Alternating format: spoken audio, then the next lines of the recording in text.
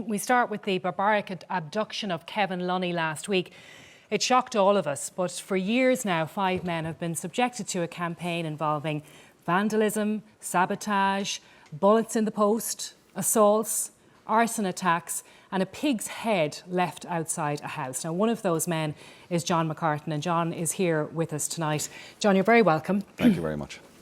It's been an incredibly difficult week for you, but it hasn't just started this week. You've been living, and your colleagues, with these threats for a long time. What's it like sitting here tonight? Talk to me about what it's been like. Well, it's quite surreal. It's difficult to comprehend why people would want to do this. It's difficult to comprehend how people can countenance it.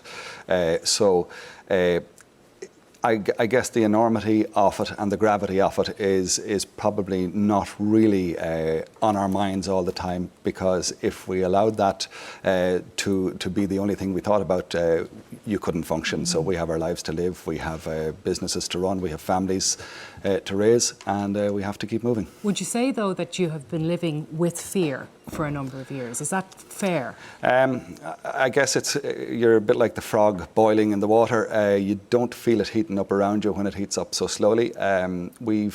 We have become somewhat hardened to the criticism. I mean, it just started with sort of defamation and accusations, and then it moved into suggestions that we were risking our safety, and then it moves into actual threats, and then it moves into the acts of violence. I guess it's been a slow burner for the few years while we're there, and I couldn't say that we have always lived in fear, because we've just gotten used to it as we go. Mm-hmm. But you have been told that you'll be killed. Yes, yeah. But, again, we set about what was a very important project for our region. The Queen businesses had been under the administration of a company whose sole responsibility was to return the greatest value it could for the investors. We felt that the danger was that when you start to examine that and you say, well, why have we got a therm factory in Ballyconnell producing a light and difficult to ship product that's been sold in England and Wales and Scotland? Why not move that factory over there? Why not move the packaging factory to where its market is? Why not move the light block factory to where its market is?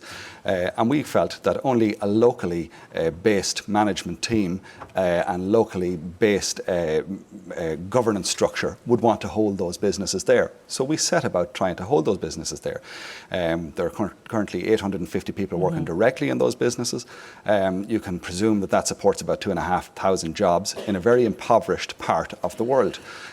So when you said there earlier on about it being a slow burn, and you're aware of all of these things happening, but you get on with your life, then the attack on Kevin happens and it all comes home to roost. I mean, now you must be in a very different place.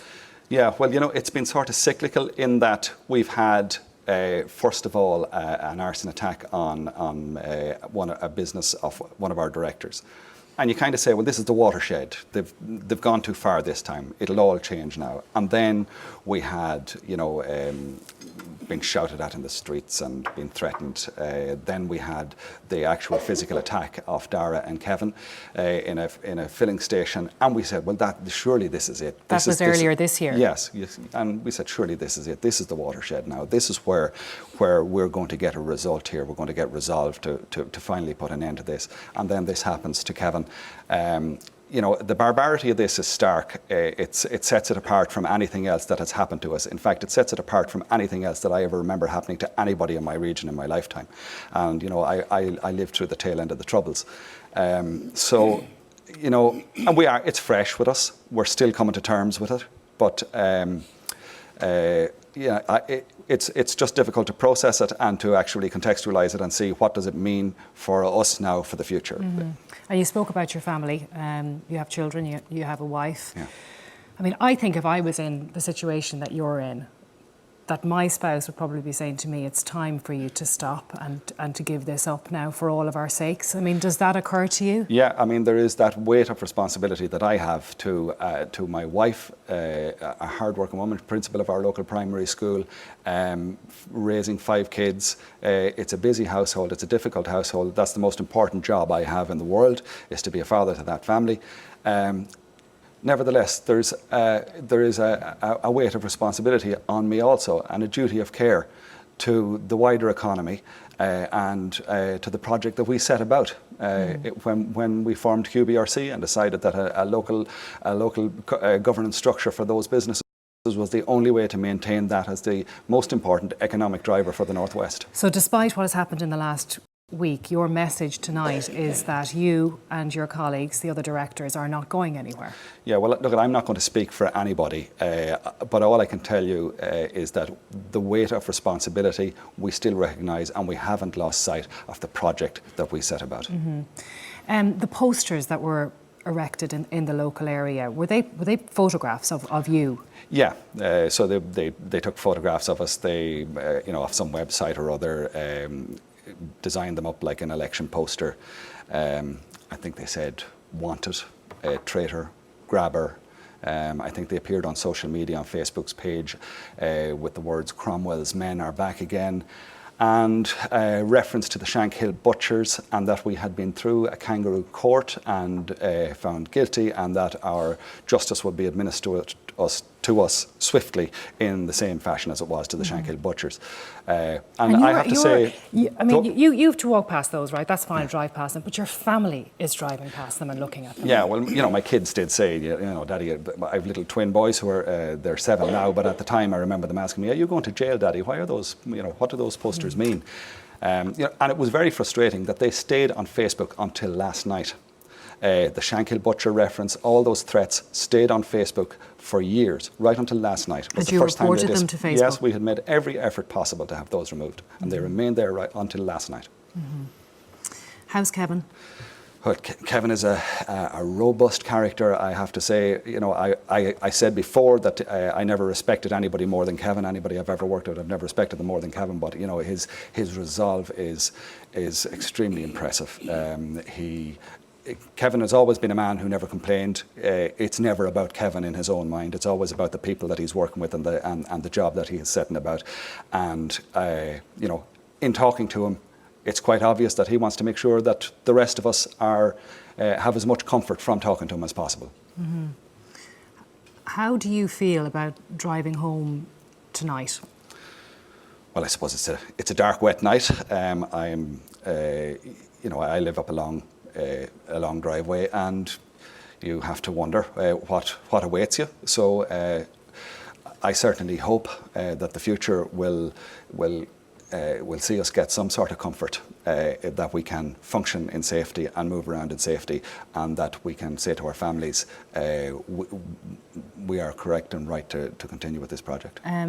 And do you have Garda protection now in light of what happened? I'm not a policing expert by any stretch of the imagination, so I don't know what their movements are. I know there are patrols, but there's no one following you around in terms of a Garda security detail, or that you're aware of anyway? Not that I'm aware of, no. Would that give you comfort if that did exist for you? Well, I do have to wonder, how could anybody have done what they did to Kevin had there been a pair of eyes on him at the time? And I certainly, I would certainly be more comfortable driving to my house if I knew that somebody knew where I was at all times. Because you said this was going to happen. Yeah, there's nothing new in this. We have been threatened explicitly to our faces, threatened explicitly in correspondence sent to the company, and not only have we said it, it's been reported in the local media that there were going to be deaths and funerals out of this, and it has been said by even Dervla here has said it in the past herself in the media. So it's while we're all shocked by this, I don't think people are surprised. It has been said in recent years that there was a group of people, a large group of people in the community who were disappointed that the Quinns weren't in charge of Quinn Industrial Holdings and had an issue with you and your colleagues. What do you say to that? Well, look, we were all disappointed that Sean Quinn couldn't return to his businesses immediately after that financial meltdown and that catastrophic collapse. But you know, all I find within the community, this is not a fractured community. This is not a community with rumps. This is not a community with factions. This is a united, law-abiding community who are respectful of the efforts that were made to build all those businesses down through the years. But they're also respectful and thankful for the efforts that have been made to preserve their jobs and to preserve those businesses. And I find nothing but respect from my community and from my neighbours, and I find nothing but respect from the staff in those offices and those buildings and those factories. And we saw the march. Was that on Friday of last week, where That's right. people came out in support of you? Yeah, that was the company staff. It was completely unprompted by anybody except the staff. Just said we would like to do something to show solidarity, and I didn't count them obviously, but I'm sure there was well over 1,000 people there to my eye, and that means that it wasn't just the staff who turned out. There was no public call out, there was no posters put up, there was no ads taken out, there were no flyers put on cars. This was just the staff who said, let's just get together and have a walk, and 1,000 people showed up. And do you feel supported now? I mean, beyond that, I mean, do you feel supported to the point where you think something will happen now to put you in a safer place? Yeah, I can only hope. I can only hope. I feel very supported by the community. I'm very supported by those who live around us. People walk up to me all the time now, and people express their disgust at what has happened. People express their thanks to us for the efforts that we've made, and express their appreciation for our resolve to continue our project.